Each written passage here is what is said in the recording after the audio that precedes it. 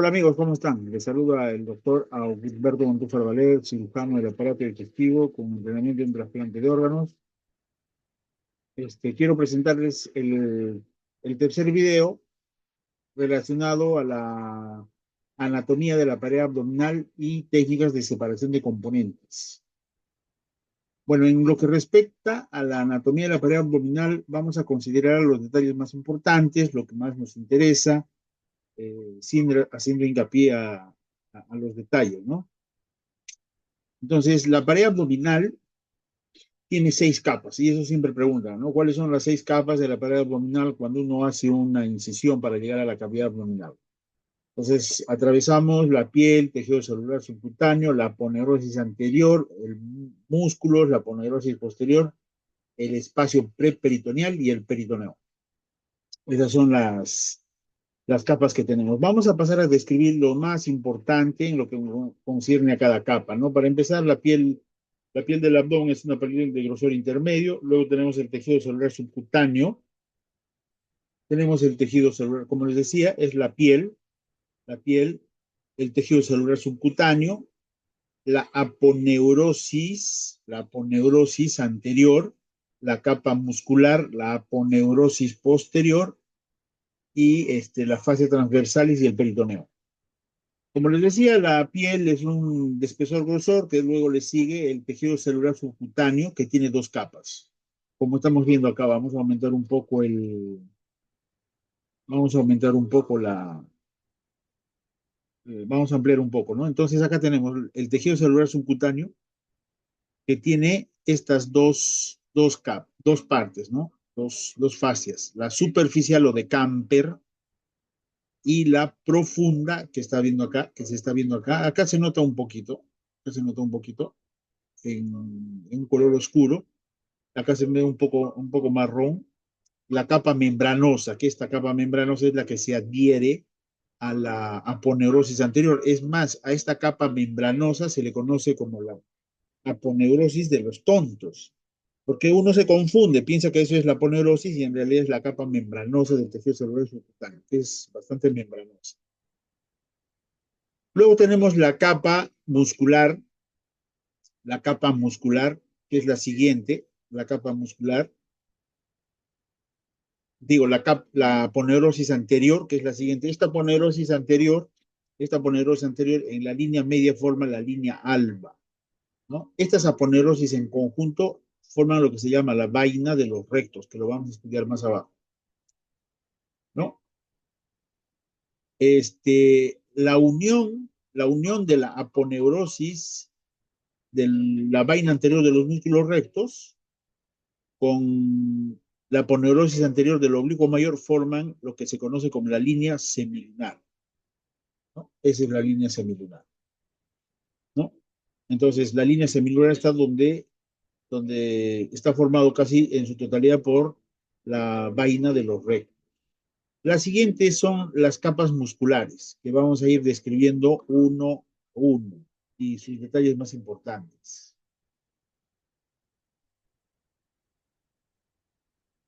Vamos a reducir. Entonces acá tenemos al músculo recto del abdomen. Este músculo recto es bilateral. Los músculos de la pared abdominal son dobles, ¿no? Los músculos rectos es un músculo, como están viendo, poligástrico, que tiene 4 vientres musculares y 3 vainas tendinosas. La vaina tendinosa inferior está justo a nivel del ombligo y la vaina superior a nivel de la costilla 8, ¿no? En la línea media, estas dos van a formar la línea alba y en la mitad está la cicatriz umbilical. Esta cicatriz umbilical es considerada el primer orificio natural, es por donde transcurren los vasos umbilicales, ¿no? Es la primera comunicación que existe, el primer orificio natural que nosotros tenemos, pero en este caso está cicatrizado, ¿no? Está cicatrizado. Ahora, este músculo recto va en sentido ascendente. Las fibras del músculo recto van en sentido ascendente desde el pubis al quinto, sexto y séptimo cartílago costal y en la apófisis sifoides, ¿no? La función de este músculo básicamente es mantenerlo incorporado al tórax, al tronco. Es mantiene la contención de los órganos abdominales, flexión, inclinación si se contraen de manera unilateral. Ahora, este músculo recto está irrigado tanto por la arteria eh, epigástrica superior como la epigástrica inferior, ¿no? Y um, así como los vasos intercostales. Y está inervado por los 6 últimos nervios intercostales y el nervio abdominogenital mayor por abajo. Entonces, esto es en lo que concierne básicamente el músculo recto. Eso es lo más importante que tenemos, ¿no? Aquí está el esquema de la inserción de los músculos, su disposición, que va del pubis al 5, sexto y séptimo cartílago costal y a la apófisis y fuera. Luego tenemos al, luego tenemos al músculo oblicuo mayor, al músculo oblicuo mayor. Es un músculo ancho, es el más ancho, es el más ancho de los músculos. Sus fibras se dirigen de manera descendente, perdón. El músculo recto asciende, sus fibras son ascendentes y el oblicuo mayor, sus fibras son descendentes. En su inserción, que va desde la quinta hasta la doceava costilla, se entremezclan con los músculos serratos y el dorsal ancho. Se dirigen hacia abajo, hacia la cresta ilíaca, a la espina ilíaca y al pubis. Y el resto de las fibras se insertan se dirigen al estuche anterior, hacia la línea alba. Como les decía, en la unión de los rectos, esta ponerosis va a formar la línea semilunar.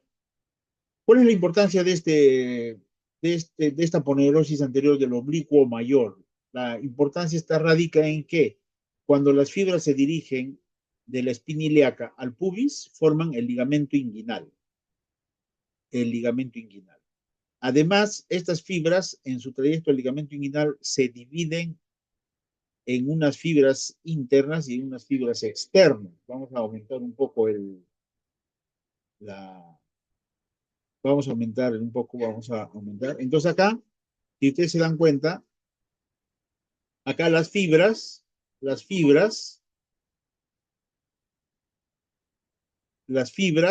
se están dirigiendo unas hacia arriba internamente y las otras hacia abajo y externamente. Entonces estas fibras constituyen los pilares del orificio inguinal superficial por donde transcurre el cordón espermático, ¿no? Y además estas fibras que van de la espina ilíaca al pubis forman el ligamento inguinal, como ya les había dicho. Entonces, el orificio inguinal superficial del canal inguinal tiene 3 pilares, el pilar externo, el pilar interno y el pilar posterior, que son las fibras del oblicuo contralateral, que lo vamos a repasar más adelante cuando hablemos de un inguinal, que ahí radica su importancia. Este oblicuo mayor está irrigado por las arterias intercostales, la subcostal y la arteria circunfleja por más abajo, que también lo vamos a ver más adelante. Y está inervado por los nervios intercostales y el nervio subcostal que transcurre por la costilla número 12, por la 12ª costilla. Acá hay otro esquema de las inserciones del oblicuo mayor y vemos acá cómo forman el ligamento inguinal y los pilares del orificio superficial del canal inguinal, que vamos a hablar más adelante. Las funciones de los músculos del abdomen son casi todas iguales, ¿no? Otro músculo que tenemos es el oblicuo menor.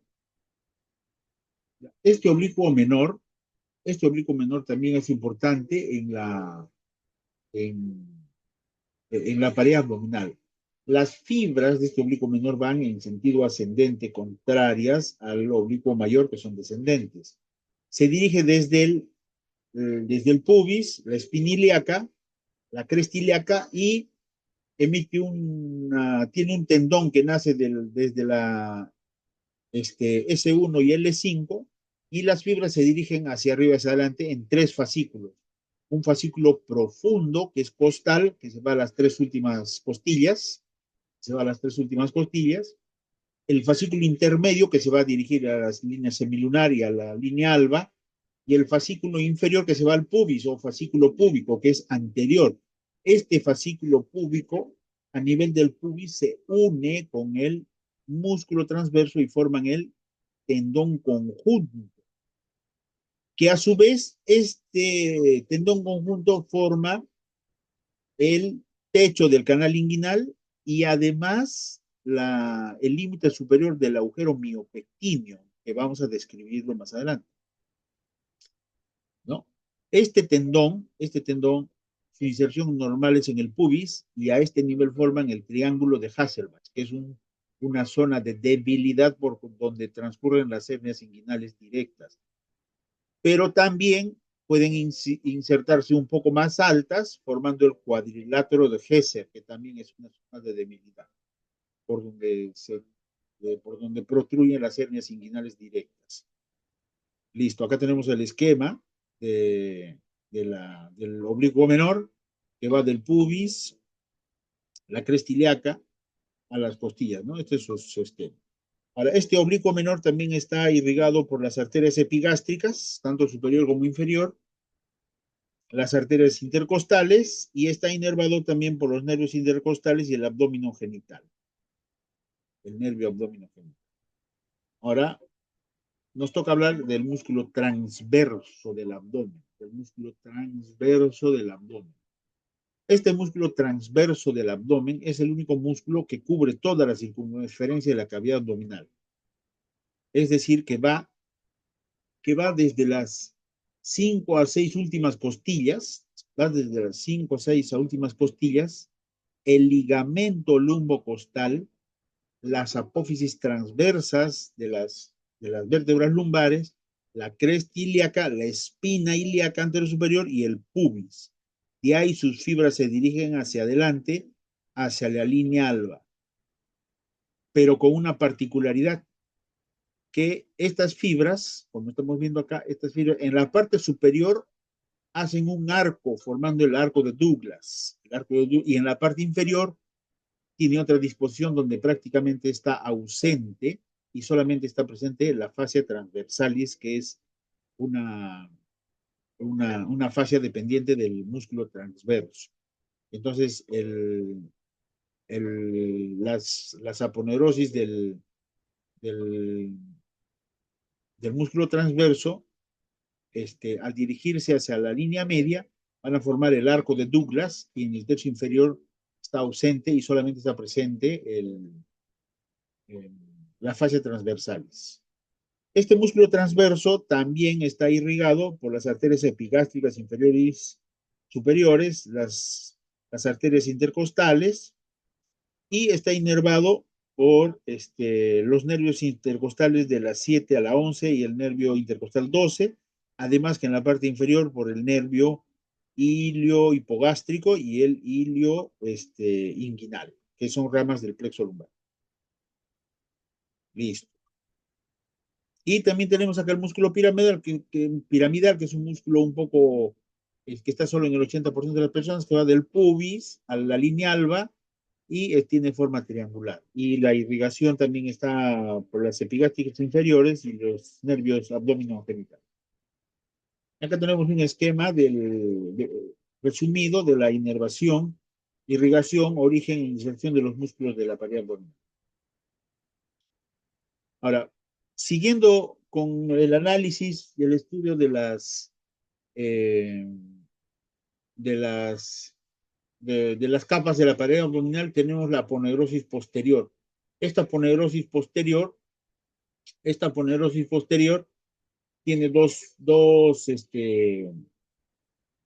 partes. La parte cefálica, que está formado por la vaina de los rectos, y la parte caudal por la fascia transversalis. La unión de estas dos partes está formada por el arco de Douglas, así como hemos visto acá, ¿no? Entonces, esta es la parte cefálica, y esta es la parte caudal y el arco de Douglas. Ahora, el estuche de los rectos también tiene una disposición particular. Tanto infraumbilical, como supraumbilical, como infraumbilical. Entonces, este estuche de los rectos está formado por la vaina tendinosa de los rectos, ¿no? La vaina tendinosa que tiene una disposición diferente. En la parte supraumbilical, la, el estuche anterior, el estuche anterior está formado por la aponeurosis del oblicuo mayor y la rama anterior del músculo transverso. Y el estuche posterior está formado por el músculo transverso, por la aponeurosis del músculo transverso y la rama posterior, fibras posteriores, no rama, fibras posteriores del músculo de la aponeurosis del oblicuo menor. Entonces, repasando, el estuche anterior está formado por fibras por la aponeurosis del músculo oblicuo y fibras anteriores del músculo oblicuo menor. Y el estuche posterior por las fibras posteriores y la aponeurosis posterior del oblicuo transverso.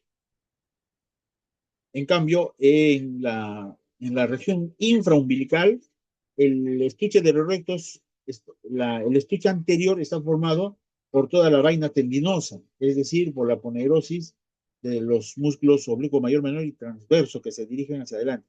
Y en la parte de atrás solamente está presente la fascia transversalis, ¿no? La fascia transversalis.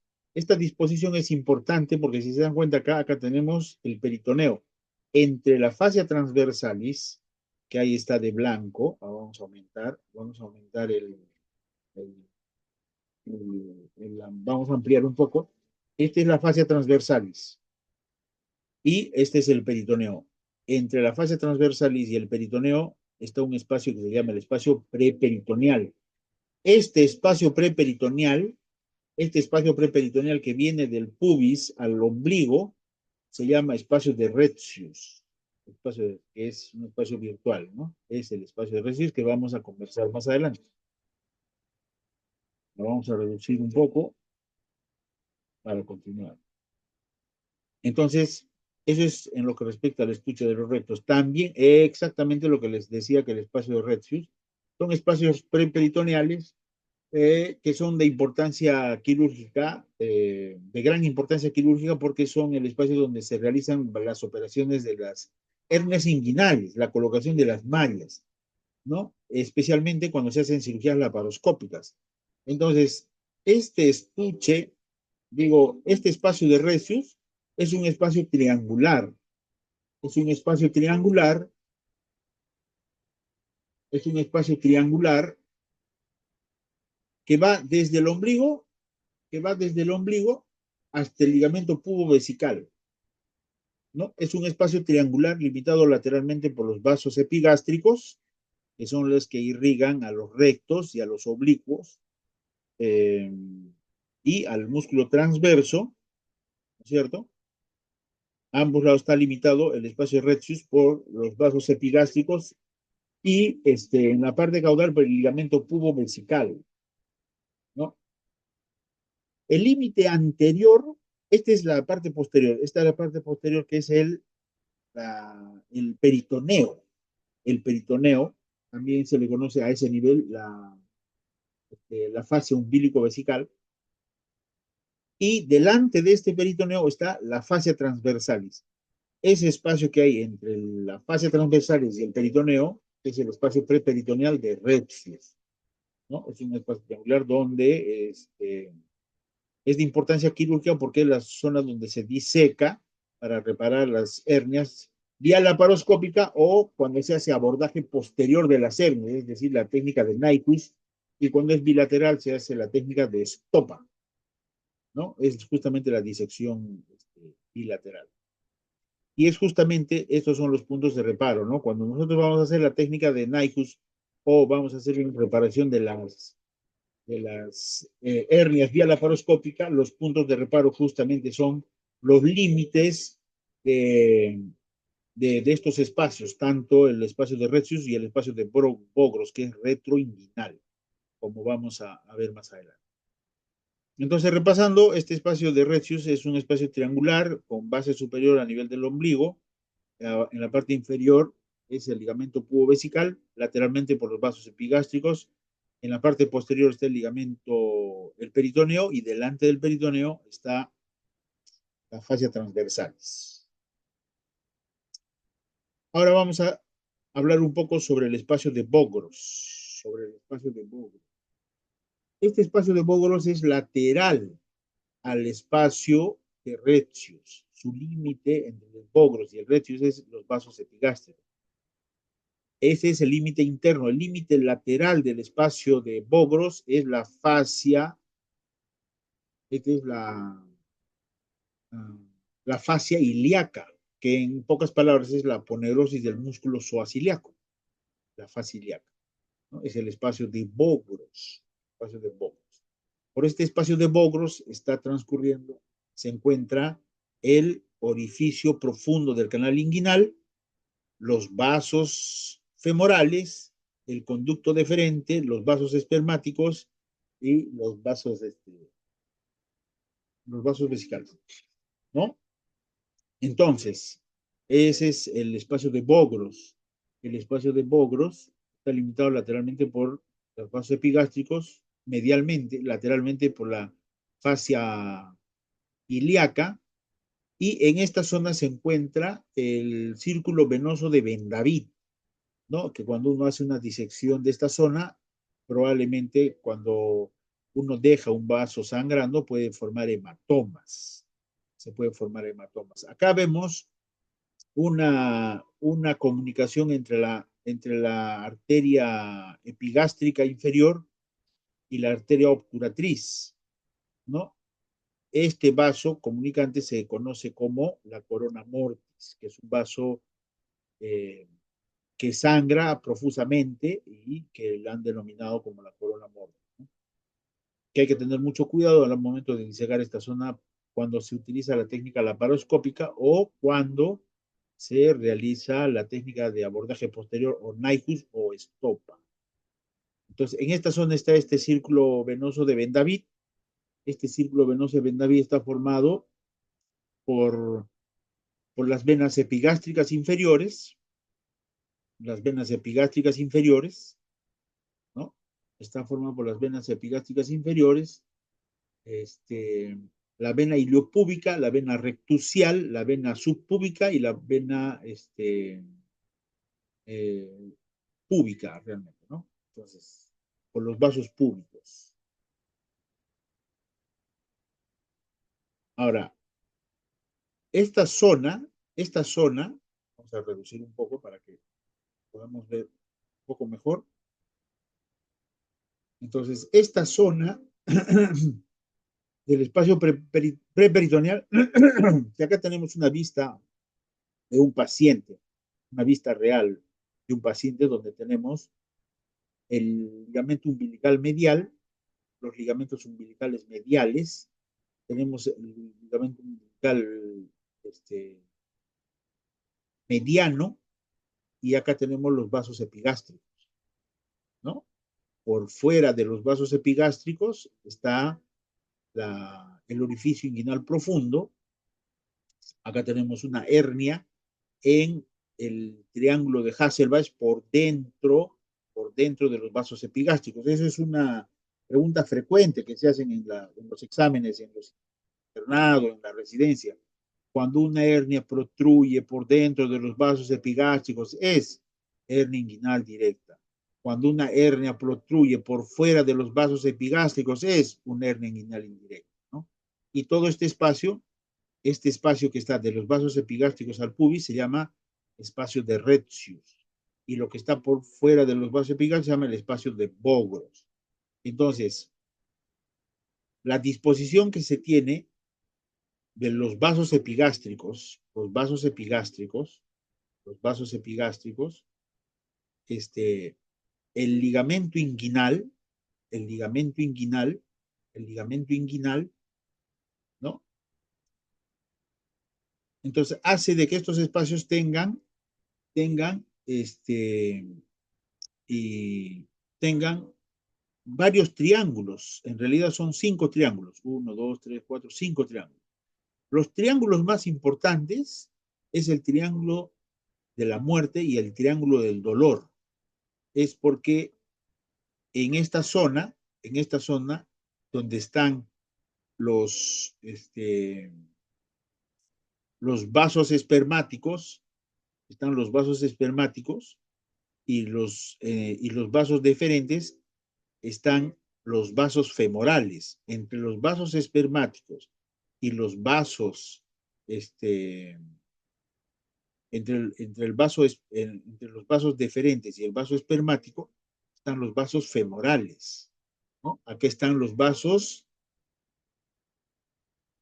estos son los vasos,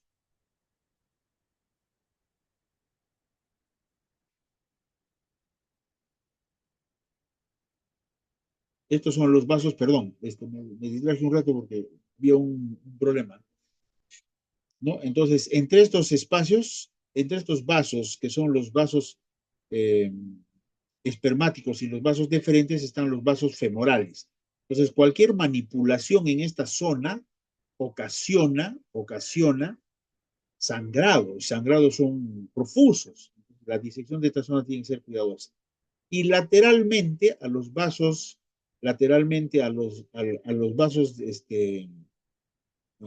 ¿cómo se llama? A los vasos eh, espermáticos están los nervios, por eso que se llama el triángulo del dolor, ¿no? Es el triángulo del dolor. Y encima de estos vasos, este, perdón, encima del ligamento inguinal que está acá, el ligamento inguinal está acá, tenemos el triángulo del orificio inguinal indirecto. Por dentro tenemos el triángulo de las hernias directas, de hernias directas. Y, y este, por dentro de los vasos deferentes tenemos el espacio de las hernias femorales, ¿no? Esa es la disposición de estas estructuras que tenemos con una vista retroperitoneal.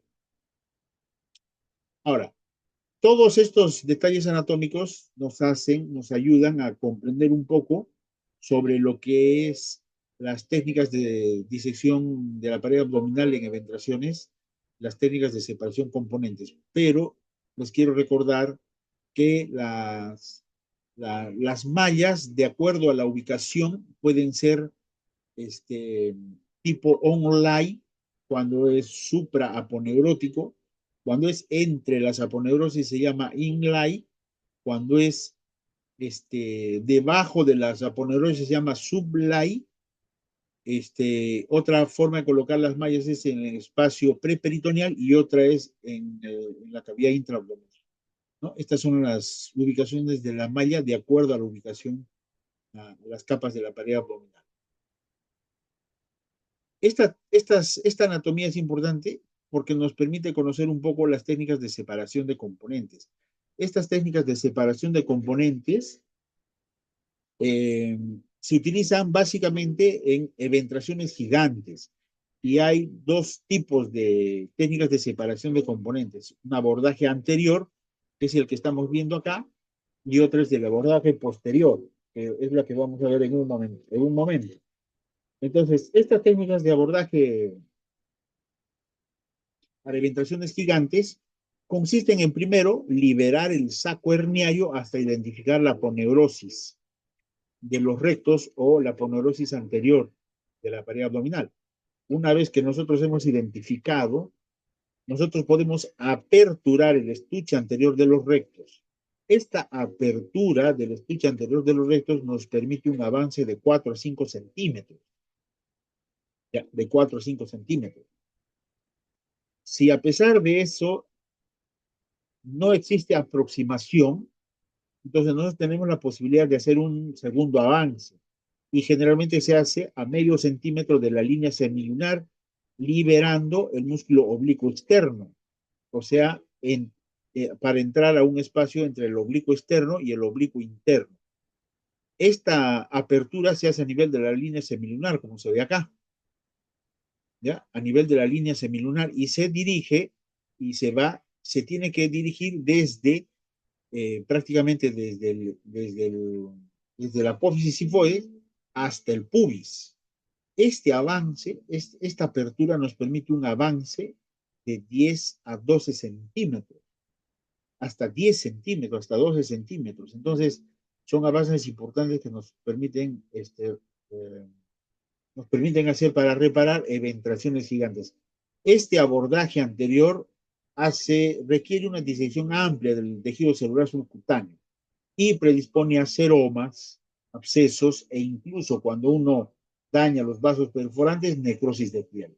Ese es el problema en esta técnica. Y tenemos la otra técnica de separación de componentes posterior. Separación de componentes posterior, que es la que más se utiliza. Es la que más se utiliza, se hace de igual manera, se diseca el saco hasta llegar al estuche de los rectos y luego se apertura el estuche de los rectos en la parte posterior. Luego se hace un avance hasta la línea semilunar y acá hay dos posibilidades de entrar en el espacio que hay entre el oblicuo menor y el transverso o detrás del transverso. Lo más recomendable es entrar en el espacio que está detrás del músculo transverso para colocar la malla en una posición retromuscular. Esta es la técnica que más se utiliza como técnica de separación de componentes porque permite menos disección, menos daño de nervios, menos daño de vasos y, y menos riesgo de necrosis, menos riesgo de seromas, menos riesgo de abscesos. Es un poco más laboriosa, pero permite. Ahora, para nosotros poder acceder de manera tranquila, podemos colocar una gasa cubriendo los órganos abdominales y en caso de ingresar a la cavidad peritoneal, es fácil repararlo con unos puntos, ¿no? Así que para evitar el contacto directo de la malla con los órganos intraabdominales. Entonces, esta técnica es una técnica de separación de componentes por abordaje posterior, ¿no? Acá tenemos un detalle más de la técnica de retromuscular detrás del músculo recto. Acá se ve cómo se ingresa al, a la zona retromuscular, ¿no? Y cómo se protege. Y esta zona, cuando se apertura el peritoneo, es fácil colocar puntos, ¿no? Entonces acá te hay un esquema un poquito más gráfico, este, separando, haciendo una disección, divulsión del músculo recto, llegando a la línea semilunar. Y nosotros tenemos la posibilidad de entrar entre los músculos o retromuscular, ¿no? Lo más recomendable es hacer una apertura retromuscular.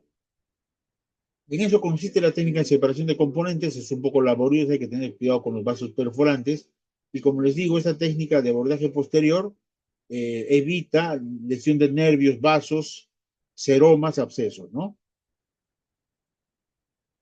Y cuando es bilateral, en la región púbica se le conoce como ríos estopa, ¿no? Es para las lesiones inguinales bilaterales.